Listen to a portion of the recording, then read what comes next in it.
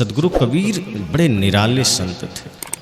जब उनको आप पढ़ना शुरू करेंगे, उनको सुनना शुरू करेंगे, उनको जानना शुरू करेंगे, तो आपको लगेगा जैसे कोई एक ज्ञान की परत पर परत खुलती चली जा रही है।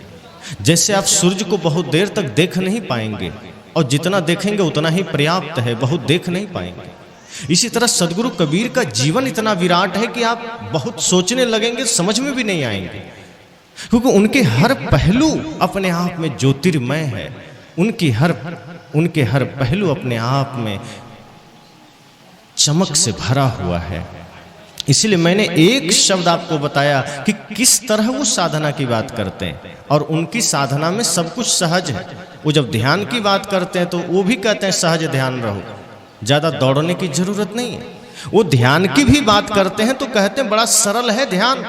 लोगों ने बहुत सारी बातें बता दी कि ये करना होगा, वो करना होगा, दुनिया भर की चीज़ें करनी होगी तब ध्यान घटित होगा। साहब कहते हैं बड़ा सहज है, सहज ध्यान रहो, सहज ध्यान रहो, गुरु के वचन समाई हो। वो कहते हैं गुरु के वचनों में अपना ध्यान लगा लो, ध्यान भी घटित हो जाएगा। वो ध्यान को भी सहज बोलते हैं, मन को बस में करना भी सरल बोलते हैं। उनकी बात ही निराली है। वो कहते हैं मेरा फोकस केंद्र पर है, वो परिधि में नहीं जाना चाहते।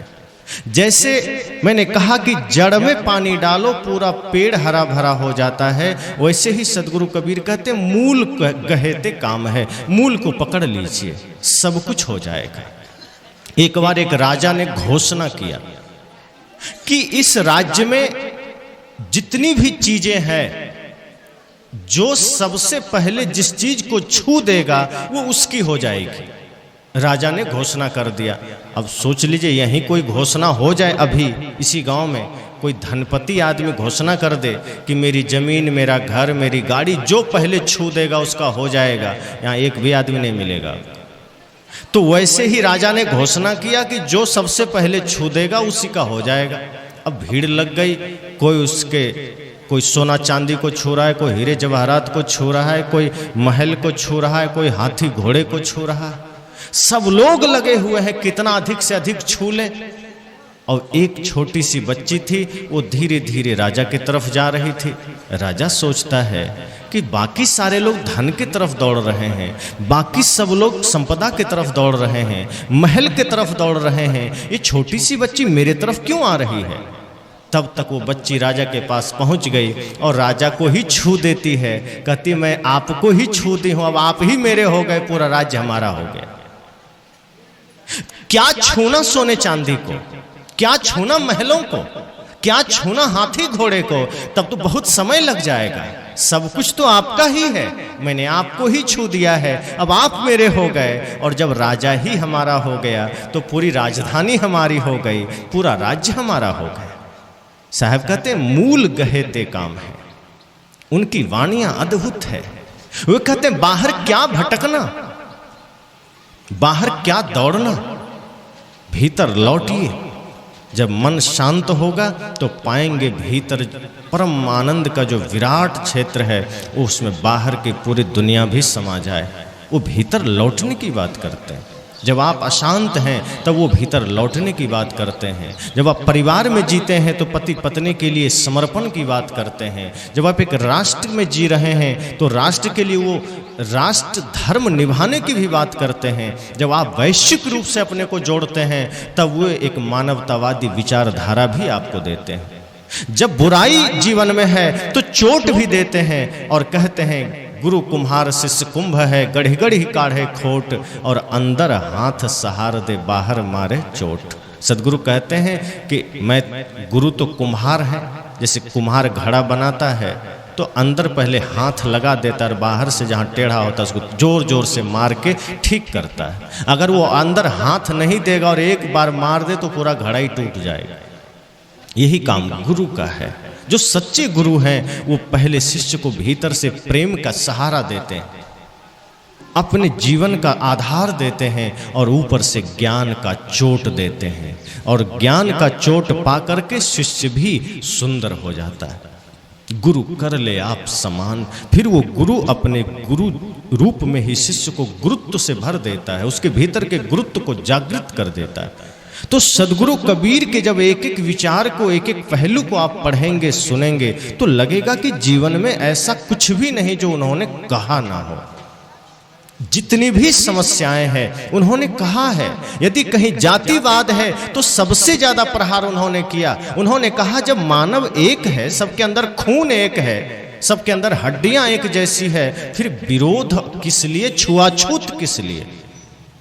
जाति के आधार पर अगर किसी ने छुआछूत माना, सदगुरु कबीर ने उस पर कड़ा प्रहार किया कि जाति के आधार पर किसी को ऊंच नीच मत मानना।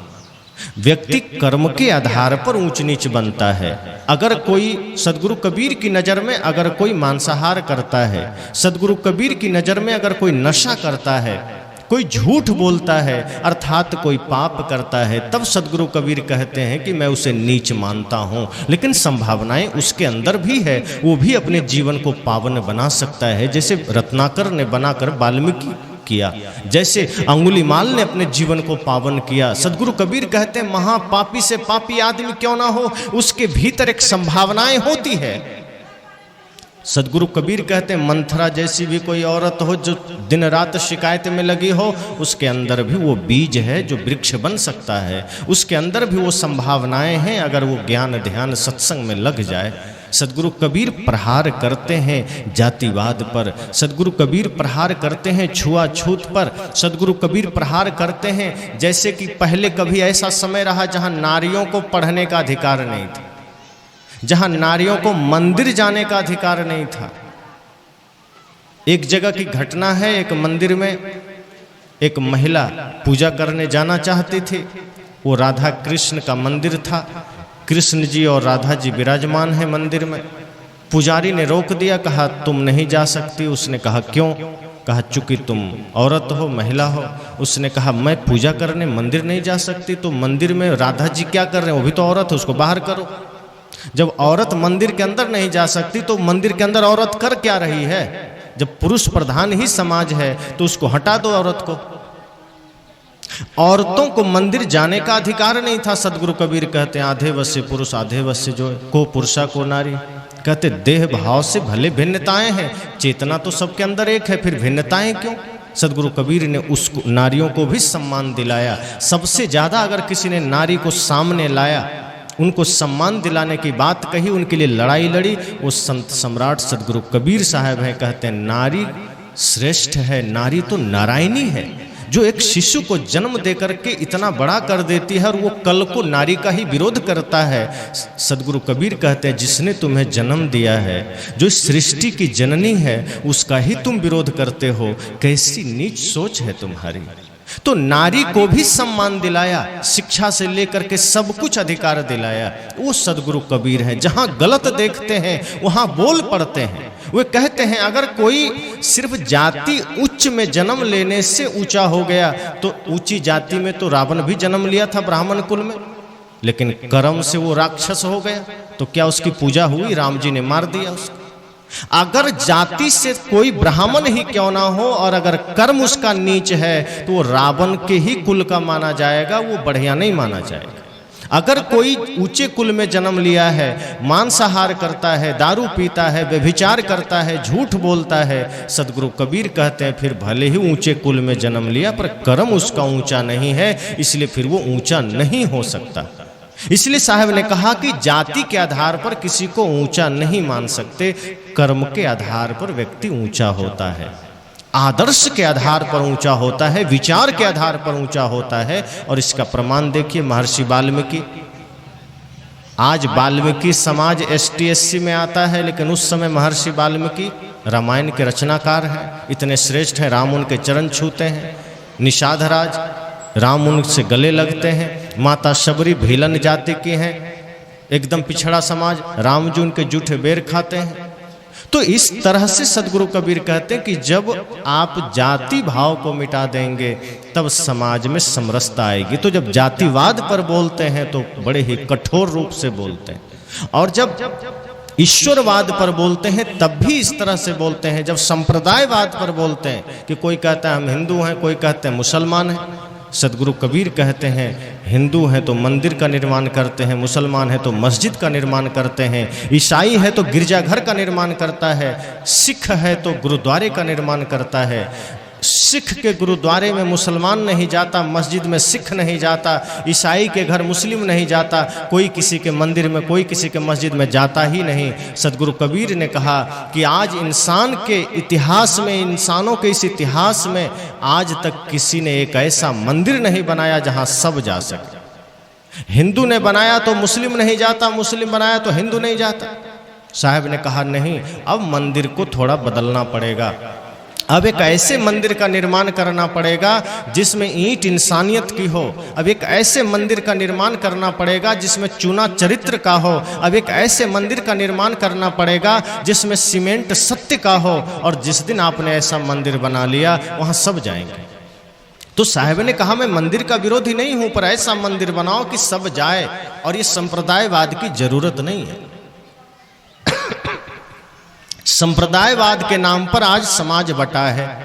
कोई रामानंदी बन गया, कोई संत मत का बन गया, कोई कबीरपंथी बन गया, कोई सदाफल देव का बन गया, कोई निरंकारी बन गया। आपस में धीरे धीरे समाज बंट गया। कोई हिंदू बन गया, कोई मुसलमान बन गया। हम भारतीय रह ही नहीं पाए। वैसे तो हम एक इंसान हैं वैश्विक दृष्टिकोण से, हम सब एक इंसान हैं, लेकिन चूंकि हम भारत देश में रहते हैं इस नाते राष्ट्र धर्म हमारे लिए सर्वोपरि है। तो उस नाते भी कम से कम हम यह तो कह सके कि हम सब भारतीय हैं। तो कोई हिंदू बन के घूम रहा है, कोई मुसलमान बन के घूम रहा है, कोई ब्राह्मण बन के घूम रहा है, कोई क्षत्रिय बन के घूम रहा है, कोई यादव बन के घूम रहा है, कोई साहू बन के घूम रहा है, कोई सिख बन के घूम रहा है। भारतीय कोई बनना ही नहीं चाहता। जिस दिन हम भारतीय बन जाएं, जिस दिन हम अपनी संस्कृति के प्रति निष्ठावान हो जाएं, ये भारत जो खंड खंड में बटा है ये अखंड हो जाएगा।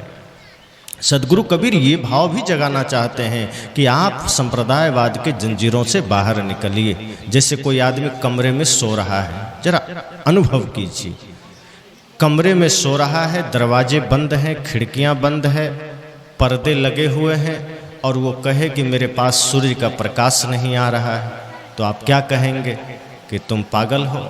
सूर्य क्या तुम्हारे घर के अंदर घुस के आएगा? अरे तुमने दरवाजे बंद कर रखे हैं, खिड़कियां बंद कर रखे हैं, पर्दे लगा रखे हैं, तो सूर्य भीतर आएगा कैसे? अगर तुम चाहते हो सूर्य का प्रकाश भीतर आए तो कम से कम पर्दे हटा दो। और ज्यादा प्रकाश लेना चाहते हो थोड़ा खिड़कियां खोल दो। और ज्यादा प्रकाश चाहते हो तो दरवाजे भी खोल दो। और ज्यादा प्रकाश चाहते हो चारों तरफ की दीवारें ही गिरा दो, पूरा सूर्य का प्रकाश मिलेगा। और तुम सब कुछ बंद कर रखे हो और सोचते हो सूर्य का प्रकाश नहीं मिल रहा।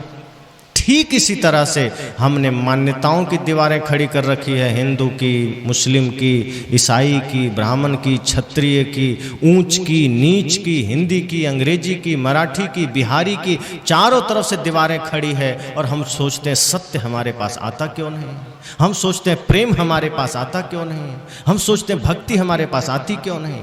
तो दीवारें तो हमने इतनी खड़ी कर रखी है कि अंधेरे में कहीं प्रेम आएगा, अंधेरे में कहीं सत्य का प्रकाश आएगा। हमने इतना कस के दीवार खड़ा कर दिया है। साहब कहते हैं हिंदू की दीवारें गिरा दो, मुस्लिम की दीवारें गिरा दो, मंदिर मस्जिद की दीवारें गिरा दो, तमाम संकीर्णताओं की दीवारें गिरा दो, भेदभाव की दीवारें गिरा दो, संप्रदायवाद की दीवारें गिरा दो, प्रदेशवाद की दीवारें गिरा दो, भाषावाद की दीवारें गिरा दो। देखना सत्य का सूरज तो है ही, उसे तुम्हें बुलाने की जरूरत नहीं है। दीवारें गिरेगी कि पाओगे सत्य का सूरज, प्रेम का सूरज तुम्हारे सामने ही है।